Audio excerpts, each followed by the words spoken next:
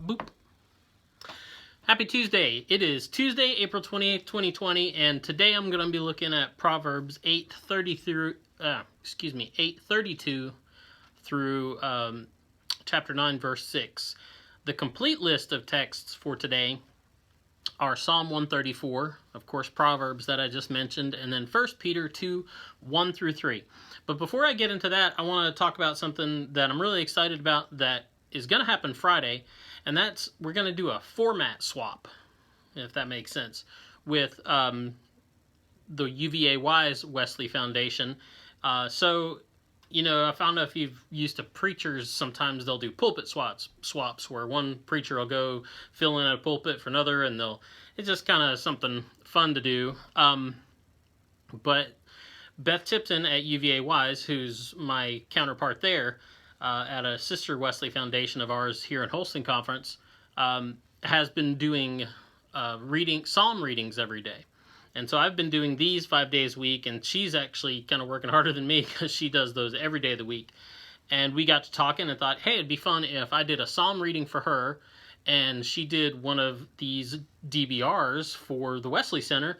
And so we're going to make that happen Friday. So you'll get an IGTV video and a YouTube video just like you usually do, but you won't see me. You'll see Beth, and you'll be better for it. So that's what's going on. So anyway, today we're in Proverbs, and Proverbs is what we call wisdom literature. It comes out of the wisdom tradition that we see in the ancient Near East, and we see in the Bible. So books like Proverbs and Ecclesiastes are what we call wisdom literature, right? And I think you can even say that a book like Psalms or a book like Job is part of that tradition, because you see stuff that sounds very much like Proverbs and Ecclesiastes that turns up in Psalms and turns up in Job. And Job, there's a lot of kind of wisdom sayings that show up in it. And in the ancient world, that was a big deal. They would, Proverbs and Ecclesiastes aren't unique in being collections of wise thoughts and sayings and wisdom. That was kind of a pastime in the ancient world, was to go around and collect all those and put them together so that you could, reference them, or you could give them to your kids to read so they wouldn't be idiots, kind of. So anyway, that's what the book of Proverbs is a part of, this larger tradition of wisdom literature. But it has this, the part of that is that there's an understanding that wisdom is not inherent to us. It's not inherently a part of who we are. Like, we're not born with it. It's something that we gain over time. It's something that comes to us. It's almost as if it had a mind of its own. And that's kind of what you see going on. Well, not kind of. It is what you see going on here in the section of Proverbs that we have today. So I don't know if, there's a big, huge building in Istanbul, which used to be Constantinople, but now it's Istanbul. It's not Constantinople anymore. How it got there, I can't say. I guess people just liked it better that way. But there's a big building there called Hagia Sophia, and it's literally, means Holy Sophia. And that is part of this imagery that we have here. It's this idea of Sophia, which is a Greek word which means wisdom, and it's this personification of wisdom. So Proverbs 8:32, 9 through 6, I'm going to read it to you. It says, "And now, my children, listen to me. Happy are those who keep my ways, hear instruction, and be wise, and do not neglect it. Happy is the one who listens to me, watching daily at my gates, waiting beside my doors. For whoever finds me finds life, and obtains favor from the Lord. But those who miss me injure themselves, and who hate me love death. Wisdom has built her house, she has hewn her 7 pillars, she has slaughtered her animals, she has mixed her wine, and she has also set her table. She has sent out her servant girls, and she calls from the highest places in the town. You that are simple, turn in here. To those without sense, she says, come eat of my bread and drink of my wine. I have mixed. Lay aside immaturity and live and walk in the way of insight." And so this wisdom here in Proverbs isn't like just somebody giving you a bunch of stuff to do, or like, do this, don't do that. A wise person does this, a silly person, a foolish person does this, kind of like you see in Ecclesiastes. Here in Proverbs, it's wisdom is a person, it's a she, and she's a gift from God. She's sent by God, right? God, the Lord is her master, and she is doing the work of God. And all those who love her will, listen to her, and those who hate her won't listen to her, right?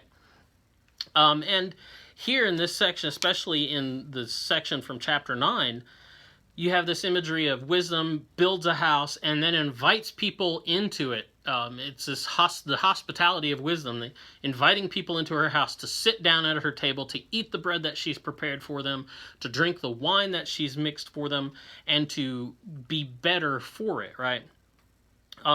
So it's that she's inviting people in, inviting the simple, right? It says, you that are simple, turn in here, right?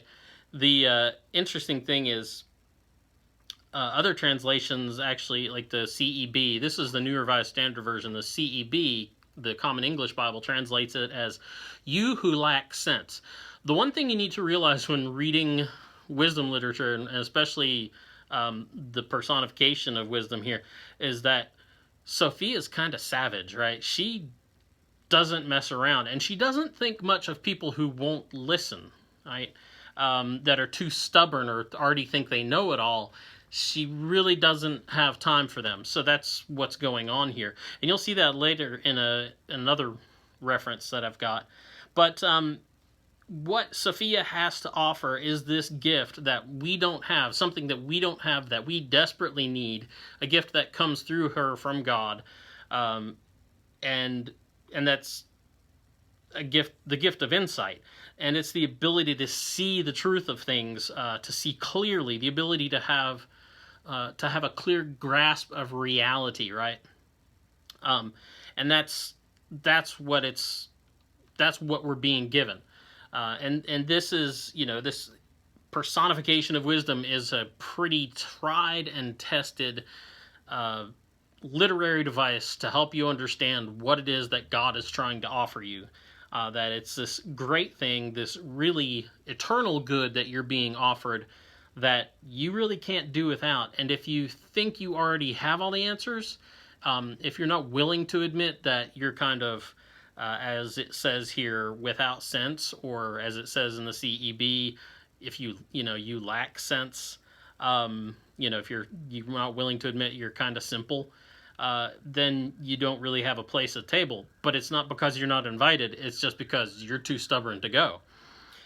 So there's this book called The Consolation of Philosophy, and it was written by a guy named Boethius. I'm probably butchering that name. There's like dots and stuff in there, and so I know I'm messing that up. But he wrote this book called The Consolation of Philosophy, and it's called The Consolation of Philosophy because he uses the personification of wisdom, but in his book it's, philosophy, philosophia, which is, the love of wisdom, is what that word literally means. And the idea is that he's really depressed about how everything is and how bad the world is and how bad his situation is. And Sophia comes to him and consoles him, but in a pretty brutal way. Takes no prisoners and kind of challenges him and, why did you think it would be any better? Why did you think it would be any different? And kind of teaches him through all that. Once again, like I said, Sophia is savage.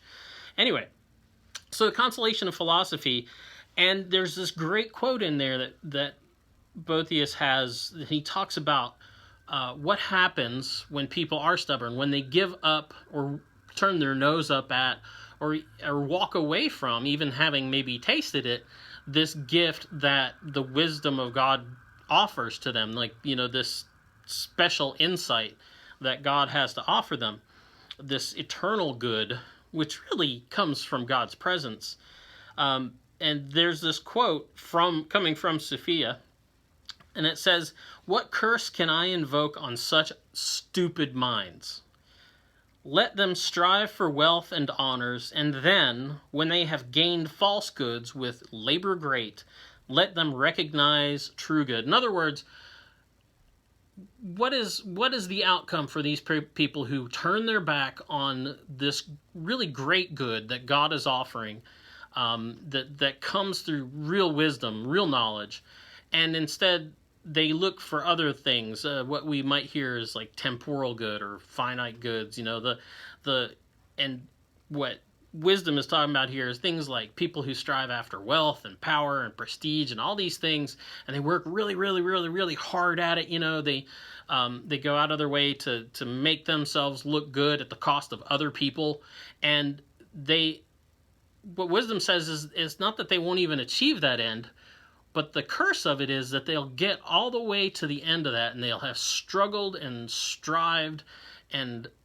fought against people to achieve these things that they thought were great goods, only to get there and realize that that was not the greatest good that they could have pursued.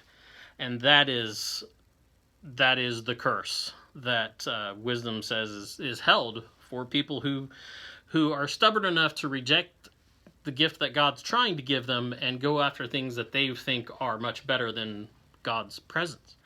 It reminds me of the book The Last Battle by C.S. Lewis. And I know there's a lot of people out there who are real big fans of like The Lion, the Witch, and the Wardrobe and Prince Caspian and the Dawn Treader. Maybe you're familiar with those because those were movies that have come out within the past, I'm not sure, 15 years, something like that, maybe longer. But a lot of people nowadays who are adults grew up watching those movies, and so they're familiar with the Chronicles of Narnia, and especially those books. But there's a whole series of books, and the last one is called The Last Battle. And in that book, we have people that are kind of stubborn, just like the image that's being given here in Boethius. These dwarves who, they've been given this great gift. They actually have been able to kind of make it into the world after Narnia is destroyed and shut down. But they're so stubborn and that they refuse to believe it, even though they're kind of been given this great gift and they're in the midst of it. They refuse to believe it because they're too smart. They keep saying, we're too smart. You can't fool us. And they refuse to see the truth that's all around them. And instead they sit in this kind of self-imposed darkness. And because accepting the gift would mean that they'd have to yield some of their personal authority, and that admitting that would mean, that they're happier to pursue the false goods, right, than to actually welcome the true goods that are right before them, because then they'd have to give up their power and their authority. And that's really, if you're going to accept wisdom from God, that's really part of it. You have to admit, like it says in Proverbs, that, you're simple, that you don't have good sense, that you kind of need the help. And in our world today, there's a lot of people who are too smart to be fooled again. And they just think, you can't pull the wool over my eyes. And that's a problem. 1 Peter 2, 1 through 3, which is the New Testament text for today, the epistle, it hits at this, because it talks about, he's talking to the church and saying that they've been given this gift, and in order to really grow into it, that they kind of have to yield all this power, and they have to become like children again. He says, "Rid yourselves therefore of all malice and all guile, insincerity, envy, and all slander. Like newborn infants, long for the pure spiritual milk, so that you may grow into salvation, if indeed you have tasted that the Lord is good." And so it's this, he's kind of leaves this question. He's like, if you've tasted already and seen that the Lord is good, you need to put away all the things that prevent you from really growing into that and living into that, and accept that. Come to the table that God's prepared and stay there and keep eating, because that's the best thing for you. All these other things that you want to run after, you're going to get down the road, like Boethius says, and you're going to find out that all these goods that you thought were better than what you've already been given weren't that great after all. So, have a good day. We'll talk to you later. Bye. Boop.